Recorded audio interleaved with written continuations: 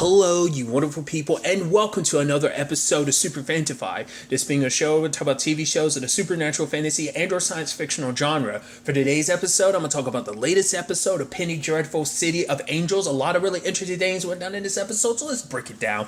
Well, first and foremost, there's the opening. Now, I thought that was interesting because we see, Natalie Dormer's character, walking through that club, and I was like, what are you doing? And then we see her turn into a blonde. I was like, okay, now are you Elsa or are you someone else? But then she started talking, you're like, okay, so you're definitely Elsa. And she's telling the dude, she's like, oh, you want to take me home and then you want to hurt me. I'm like, this is Mr. Branson. It's like, right, okay, so you're creating the narrative right now. Because I kept thinking like how she made Frank. I was like, oh, you're just going to make a fake husband, but it's like, why go through that trouble when you could just find some poor schmuck to make? Because that's the thing too, like I'm always curious, like how much is just people actually, like how much of it is her winking and nodding and like for him, she's like, you want to take me home and hurt me. Did she pick him because he is a piece of shit human being who would do that, who has done that? So it's like, oh, she knew exactly what type of person to get to do it, because she's like, oh, I don't have to persuade you to hurt me, you'll just do it naturally because you're a terrible person. Or is it kind of like a little bit of a mind control thing? Like, that's what I'm curious about, because she always makes it seem like she just nudges humans in the right, not necessarily the right direction, but in the direction she thinks is just natural for them. So that's what I'm curious. She probably, because she can, like, her whole thing is feeling the darkness in people and just swaying them, just kind of pushing them to give into their darker instincts. So it's a thing of, it's already there. She just, like I said, she just fans the flames a little bit. It's kind of what I'm wondering about. Or is it just full blown, do this to me? Like, did she ask him to do it? Or was it just kind of like you would have naturally done it, I just nudged you in the right direction to kind of give into your darker instincts to do it to me, do it that anyway.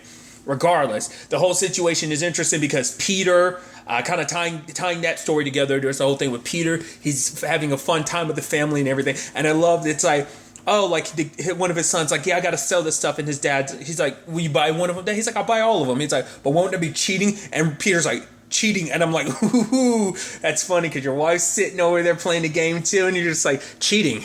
And it's like you're feeling guilty about it. And then Elsa comes calling. I was like, oh boy. And obviously, like, it seemed like everything was kind of good with him and Linda, but the moment he did, like, he was going to work in Linda, it's like, oh, like, I knew it wouldn't last. So I guess they were in a better place for a little, I don't know. But whatever the case may be, I still don't fully understand the dynamic between Peter and Linda. Like, obviously, she brought it up to Elsa last episode, like, oh, like, there's things about him you don't know. He's not the person you think he is. But even then, I'm like, what does that necessarily mean? Like, I'm sure he has his darker instincts and stuff like that, sure, because that's obviously what, she's pulling at. But that's why I'm curious, like, what Linda necessarily meant by all of that, I know, like, her whole thing is about, like, well, I'm securing my position as the wife. I'm not going to be like, oh, the woman he left to be with you or something. Like, obviously, she made that clear. But beyond that, it's like, what is it about him that she doesn't like, that she kind of almost borderline hates? I'm curious about all that, But nevertheless, he shows up. She's like, oh, thank goodness Frank wasn't here. I couldn't take what he was doing to me anymore, so I killed him. And so Peter, doing what he's doing, protecting her, ends up helping her dispose of the body, gets the shower curtain, buries the poor bastard. And it's like, wow, okay. So now he's kind of wrapped around her fingers. This could easily turn into a situation of, because it seemed like, at first I was thinking I wasn't sure how this was going to go down. So I guess it's all for the purpose of seducing him. It's like, the more of him you got wrapped around your finger, the easier it is going to be able to maneuver and do stuff. But it's like, I'm curious, is it just going to be that? Like, I kind of get the feeling like, are you going to kind of put him in a position where he has to kill his wife? That's where I'm immediately thinking, because I'm sure she's going to try and cut ties, make it so like, oh, make me the only thing that's important to you. God, hopefully it's not a situation where he kills his entire family. And so, like, hopefully she doesn't push him. But I was thinking it was just going to be a thing of, like, he's going to, like, go full Nazi and she's just going to string him along. Like, that's what I was thinking. That still is a strong possibility. It's just, what else is going to happen to get him along that route? Will it be killing his wife, or will it be straight up killing his entire family? Like I said, I kind of leaning more towards, like, I just get the feeling he's going to kill Linda, but you never know. It could be a thing of like, oh, the entire family is about to go. I don't know. We'll see. Along with all that, There's also an interesting conversation between Molly and Tiago, because obviously she told this story from when she was in Florida with her family and everything. And just the way she was telling the story and emphasizing certain things, I was like, is that her insinuating her mom? I was like, maybe I'm reading too much into it, because I kept being like, oh, her mom had to have sold her off or something like that, you know? But she's like, despite like her mom being a dragon, she's like, I still have to be thankful for that dragon mother of mine of, you know, bringing, like, showing me and making me learn about God and stuff like that. So it's like, for her, it's like, despite all the terrible stuff that might be that my mom is, you know, she kind of did one good thing in my life, and that was kind of introducing me to God. It seems like that's what she was kind of insinuating. Obviously, Tiago, you know, obviously the stories about like the handprint, you know, but Molly's like, oh, this isn't just a burn, Tiago, it's a blessing. He's never really looked at it like that, but I'm curious to see, you know, once again, it's significant within the confines of his story, but I'm curious, are going to be anything else extenuating from that, you know, handprint. But nevertheless, Josefina is talking to Molly later on, and she brings up what happened to her. And obviously, you know, I think Molly's one of the few people. I think stuff later on makes it seems like Raul knows. Like either Mateo told him or Josefina did. I think Raul knows just because of stuff that went down later in the episode, but we'll get to it soon enough. But then Molly tells the truth about that Florida story. I was like, because like I said earlier, I was like, was I just thinking too? Because like I said, it was so much in my own head. I was like, her mom's has to be selling her or something. And literally, it's like, oh, like she was 10 years old. I'm like, Jesus. Because for her, she was trying to tell Josefina that it's okay, that sadly, there are people who've been through that same situation she has and have come out stronger because of it. And she ended up telling her own story because she was like, she remembers, it's a blur. She remembers her mom drinking or something like in the front, and then like, you know, laughing. And then like throughout the haze of it, she's like, where is my mom? But her mom was gone. So it's like, it seems like from a very young age, her mom has been selling her, you know? So it's like getting something like, you know, so it's like, because it's like in the story when she was telling Tiago of like, oh, how good they were and how they took care of us, made me think like, that took care of sounded like it had quotes around it, and it sure as hell had quotes around it. I was like, I'm not, like, the sad thing is I'm not surprised, just considering like the way he set up her mom. That's why it just seemed like that was where her story was going to be, you know. But what's interesting though is obviously now the info gets dropped. She's like, yeah, my brother Tiago, who's a cop, and it's like, oh, now Molly's like, oh, so Tiago's your brother. Granted, she didn't say anything, but I'm like, oh, I guess for her it's going to be an interesting thing of like, it's a small world. Because it might also be a thing of like, does Tiago know? Stuff later on makes me think Tiago knows. We'll get to that, like I said, soon enough, but I think Molly's probably going to be worried about the fact is, well, yeah, like, does she tell Tiago that his sister came to visit her and talked about what happened? Or is it a situation... I mean, I doubt she even tells Josefina that, because it'd probably admit, like, you'd have to admit the whole thing between you and Tiago, and I'm sure that's supposed to be your little secret, which obviously is not that much of a secret, because home dude working for her mom, like, followed them and knows that they spent the night together, and she's like, that girl, that foolish little girl. It's like, well, we all know how this is going to end, and I'm like, what the hell is that supposed to mean? So it's like, I'm chalking that up to being like, is she like, and even home dude, she's like, yeah, you're my right hand of God. And it seems like whatever it is that she does, he doesn't like doing it. Like whatever it is, he's like he's reluctant. So I'm like, part of me is like, you're not going to hurt Tiago. He's a cop, so you can't do that. But then a part of me is like, not unless this involves hurting, you know, Molly, to kind of put her in her place, a reminder who she like. I don't know. You can definitely hear like the ominous tone in it, like when she was like, oh, you know how this has to be handled, you're my right hand and stuff like that. And I was like, almost like basically almost like, oh, you're doing the Lord's work type of thing. And I'm like, that doesn't sound good. I don't know how to interpret that. I think it's sadly more towards her being like, oh, something's gonna happen to Molly, as like, oh, this is you having to pay for what happened. It's like, you're only supposed to be with people because I tell you to be with people, because we need you to be with people. Like, you kind of it might be a thing of like, oh, you giving yourself to someone else, you're a whore and stuff like that. That might be the direction her mom might try and like push and twist her and Tiago's relationship. We'll have to, you know, wait and see on that front. Then there's the whole situation with Townsend I thought was kind of interesting. obviously the conversation between him and Alex, he's in good spirits. Obviously he's talking mad shit about Councilwoman Beck, but obviously he's like, oh yeah, like, he's in good spirits, and even Alex is noticing it. And he's like, oh, like, talking about the Vista and stuff like that. And it's like almost like, oh wow, you are in love.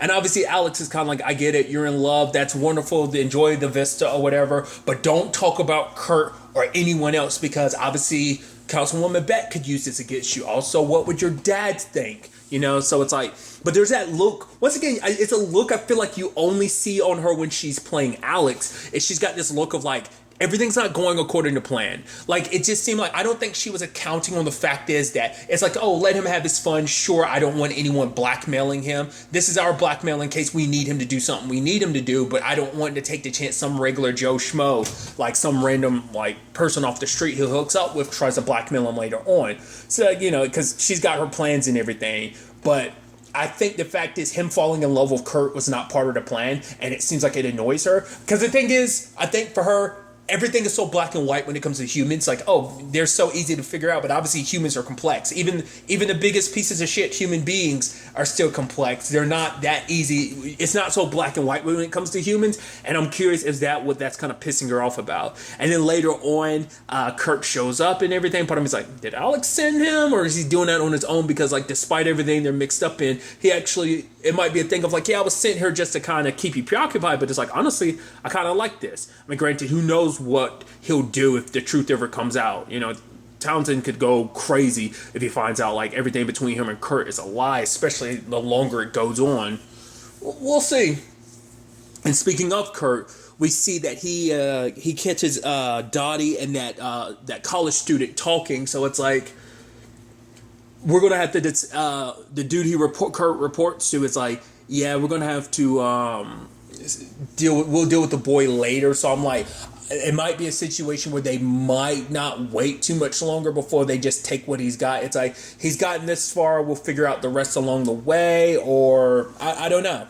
Because Dottie's there to be like, if the Germans try to come to you again, the Nazis try to come to you again, do not, talk to them, call me and Lewis immediately.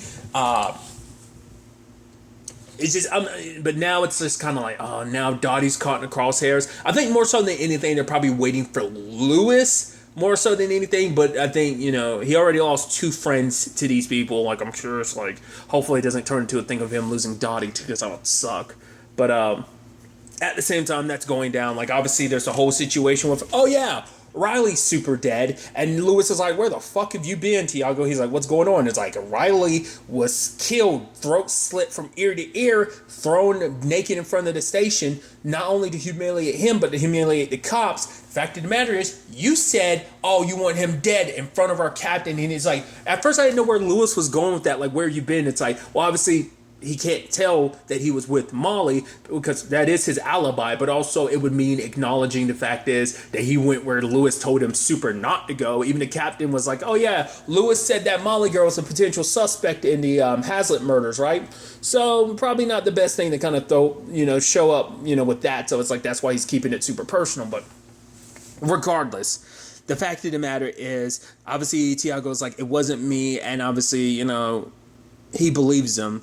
So they begin, it's like, Tiago's like, I hope it wasn't a Mexican. And Lewis is like, and if it was, he was like, then we're going to have to do our job. And he's like, damn right. So they go looking into this. They end up tracking down the woman that was with Riley when the whole group showed up to slit his throat.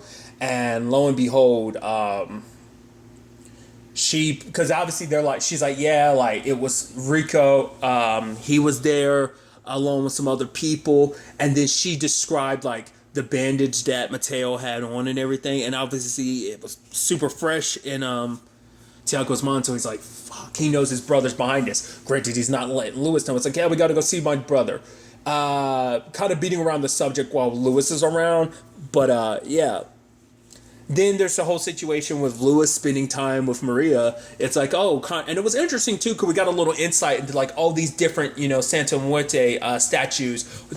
One for justice, one from love, for protecting against evil. And it's like, that's so interesting. Each statue kind of representing a different thing. And obviously she's thankful because it's like Tiago won't say it, but he's actually glad, you are the one person that decided to partner with the Chicano, like when no one else would, and obviously Lewis is going on praising Tiago, being like, oh yeah, but it's easy, I'm proud every day I made that decision when he goes out there proving to be a good man and be a good cop. And she's like, protect my son. And she's like, gave him a statue, kind of a protection. And I thought it was interesting. I'm like, that's some heavy ass foreshadowing. I'm like, what the hell is that going to turn into? So I'm like that's definitely going to turn into something. I'm curious what though. But then later on, there's that woman they're talking to that Tiago goes in on, even to the point Lewis is like, what the fuck, where the hell did that come from? And it seemed like, Tiago was like on edge, even saying like, oh, like this kid of yours, yeah, we're going to deport you so damn fast you'll never see your child again. I'm like, Jesus, Tiago, that's mad fucked up. Even more fucked up coming from you. Granted, it'd be fucked up coming from Lewis, but who you are, that, so it's like, that came out of nowhere. I'm so like, what the hell is that all about? He's like, what did you talk to your brother about? He's like, it was personal. I was like, Raul knows? I was like, that's what makes me think like Tiago had to have known, because Raul probably told him like what happened and what that probably, because he knows Mateo was behind it. So he's like, why would Mateo do that? It's like, because of, the whole Josefina situation. We know that she tried to tell her mom last episode, but she never got a chance. So maybe she confided in Raul, because I don't know if Mateo is, because I skipped over it, but there is that whole thing with Mateo and Rio, because for her being like, no, we're your family. We're the family that you protected by like killing Riley, because all the future people, our people he would have messed with and hurt or killed, you did a service. And it's kind of measuring him, I'm guessing, like getting him measured for a suit and everything. Then they hook up, and then like Florico shows up, throws a knife. Whoa. Oh, that immediately turns into a threesome situation. I'm like, okay, interesting lead into a threesome. Okay. I think it's interesting too, because literally at the same time Molly and Tiago were hooking up, so, but nevertheless, it's like, okay, so but circling back to it, I think that has to be why Tiago had to be like so aggro the way he was. To me, it's the only explanation, because he's struggling with the fact is like, yeah, what that piece of shit Riley did to my sister, but at the same time Mateo did it because of what he did, what Riley did to our sister. But at the same time, it's like, I'm a cop. It's once again, like Raul said, torn between the two worlds, torn between these two worlds that you represent, being a Chicano and being a cop, but at the same time not belonging to either one. It's a complicated situation, and it's a situation like this that tears him up even more, They end up waiting there, and obviously a lookout kid was like, and he runs because he's trying to warn everybody, but luckily Lewis and Tiago got to him in time, and they're ready to go through the door. And obviously Lewis was like, I hope this doesn't, like, please don't let this end in a bang situation. We'll kind of figure this out. Door goes open, guns pointed, Mateo locks eyes with Tiago, they lock eyes with each other. Everyone's just like spread out.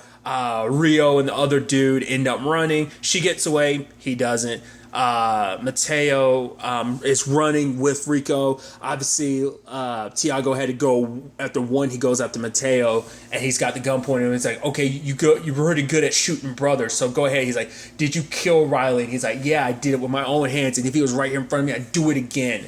And obviously, Tiago hears the sirens, and he's like, run. He's like, run, because for him, it's like once again. It's like because he's going to have to explain it to Lewis. He's going to have to lie, but it's like, for him, it's like this. I know why you did it, but it's just still like, and also Mateo thinks he's got his brother figured out too. It's like, you don't, because once again, Raul told you like, you don't show your brother some kindness. Like, the fact of the matter is, he let you go. He could have done so much worse in that situation. He could have turned you in, but it's like, he's not going to under the circumstances, but it's just like rough situation to be in. So I'm curious to see where this all kind of goes with that, with Mateo. Like, if he goes back home, I mean, is he going to go back home? Is he going to avoid being home just in case Tiago shows up? And next time him and Tiago talk, like, what's that going to turn into?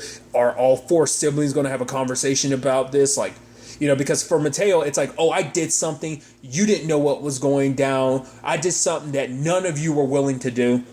get justice for her, but obviously, but Fly Rico and Rio were able to help me get it. They were able to help me get justice. So I'm sure it's going to turn into, because obviously he's going to side more with them as kind of his new family rather than his own family, because it's like they don't understand what I'm becoming now, and obviously like, because in his mind it's probably like my brother's a traitor, he works for the cops, and a piece of shit like Riley was a cop, and it's just we'll kind of see.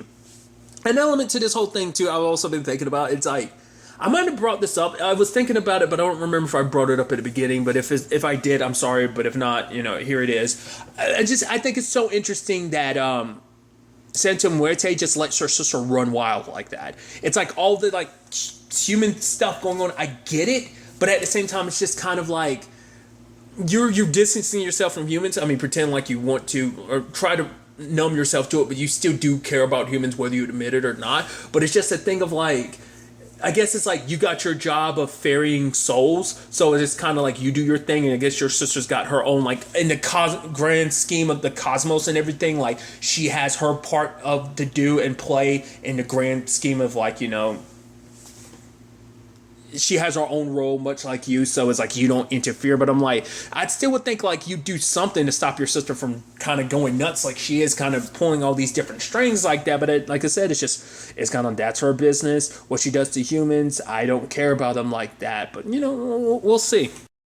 I should also note too, I thought this was kind of fascinating. It's just like a little detail I thought was interesting, was like during the conversation, Alex is like, how long have I been with you? And Townsend's like, actually, I can't quite remember. I was like, oh, that's interesting. Because I was wondering how she manages to do what she does. So basically, it's like she kind of does like a Jedi mind trick. And it's like she swipes her hands over and she's like, oh, I've known you forever. That's what the whole thing about, like, how much is her kind of pushing her own will upon you, and how much of it, like, is she just messing with, like, how much of it just actually you, or just how much of it her getting inside your head. So at least when it comes to Townsend, it's just kind of like, oh, how long have I been with you? Oh, it's all a blur because, like, I basically warped your memories to incorporate me. Like, obviously, we're talking, like, cosmic level beings. Like, these are, like, angel, basically God level things. Because I don't know if they necessarily be considered gods, or whether they just be kind of more on the angelic level. I don't know, like, on the hierarchy of, like, everything, like what they'd kind of be considered as. But it's just like, obviously being as powerful as she is, and I'm sure even what we've seen now is obviously only a fraction, because it's a lot of like powerful stuff but just behind the scenes. But it's just like,